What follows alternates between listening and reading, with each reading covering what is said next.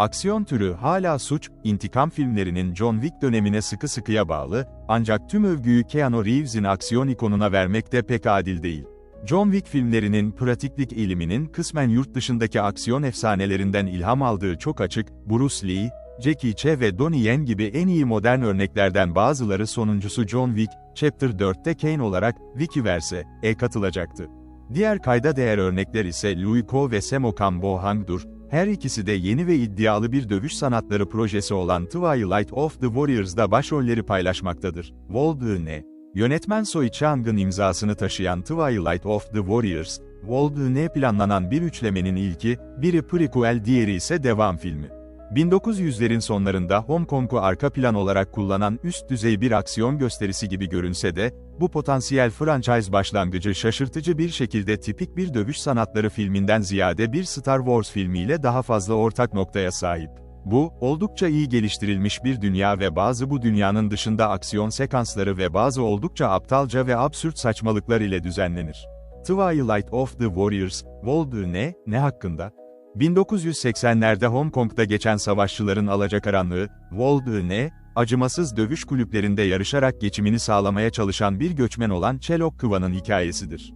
Sonunda şehrin en acımasız suç lordu Bay Big ve onun psikopat sağ kolu King'in kötü tarafına geçen duvarlı şehir, de beklenmedik bir sığınak bulur. Bu birbirine sıkı sıkıya bağlı topluluk ve uyumsuzlar topluluğu, genç dövüşçüyü kanatları altına almaya karar veren bir başka saygın suç patronu J.Y. Lan tarafından denetlenmektedir.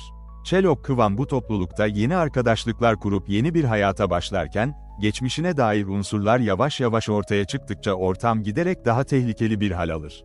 Teknik olarak ana karakter olmasa da Louis Ko'nun Cyclone'u savaşçıların alacakaranlığının ana karakteri gibi hissettiriyor, Wolverine'in ana karakteri gibi.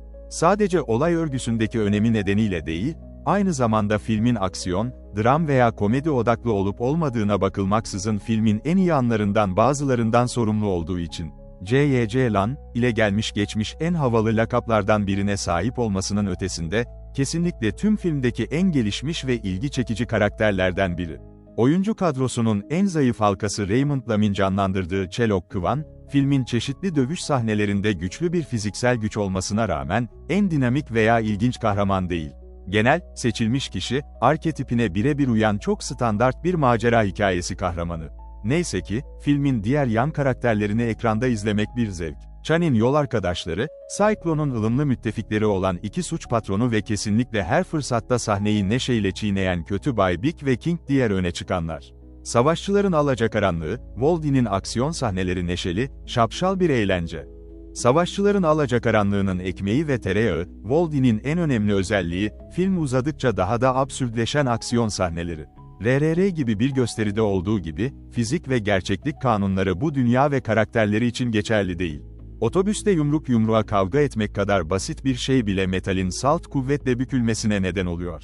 Eğer dövüş koreografinizde gerçekçilik arıyorsanız, bunu burada bulamayacaksınız ama yine de oldukça yaratıcı dövüşler ve dört kardeşin bir araya gelerek küfürbaz bir haydudu defalarca yere serdiği çok ama çok komik bir bölüm izleyeceksiniz. Tipik olarak bir binanın zarar görmeden bırakılacağı şeylerin ahlaksızca yok edilmesine rağmen, Twilight of the Warriors, Wall Dune çoğunlukla Hong Kong'un yeraltı suç dünyası hakkında oldukça basit bir hikaye olarak olayları oldukça düz oynuyor. Ta ki durup dururken filmdeki karakterlerden birinin gerçek süper güçlere sahip olduğu ortaya çıkana kadar bunu karakter söylüyor, biz değil. Bu tamamen birdenbire ortaya çıkıyor ve insan inançsızlığını askıya aldığında bile yutamayacağı kadar büyük bir hap gibi geliyor. Aksiyon ne kadar gerçek dışı olsa da, yine de ortaya çıkışını izlemek çok eğlenceli. Wolverine'deki her aksiyon sahnesi, bilinçsiz cesetleri silah olarak kullanmaktan palaların uçlarını ısırmaya kadar, işleri unutulmaz ve eğlenceli kılmak için bir tür tuhaf unsur içeriyor. Tüm bunlar, izleyicilerin sevimli kahraman dörtlüsünü alkışlamasına neden olacak, kesinlikle çılgın bir finalle sonuçlanıyor. Savaşçıların alacakaranlığı, keşfedilmeye değer bir dünyaya sahip. Süper güçleri olan bir karaktere rağmen, Twilight of the Warriors, Wall Dune hala karasal temelli bir hikaye ve bu da dünyasını daha da ilgi çekici kılıyor. Bu, duvarlarla çevrili şehrin, kökenleri diğer epik hikayeleri oldukça anımsattığından modern suç teması işleri biraz daha benzersiz kılıyor. Dramatik arka plan hakkında yazılacak bir şey yok. Yine de, buradaki dünya ve ortam ilgi çekici ve Hong Kong'un neredeyse gizli kalmış bu kısmının arkasındaki kültür ve günlük operasyonlar biraz daha derine inmek için yer var. Bu da Waldini, muhtemel Twilight of the Warriors destanı için daha geniş bir üçleme için yeterince iyi bir başlangıç noktası yapıyor.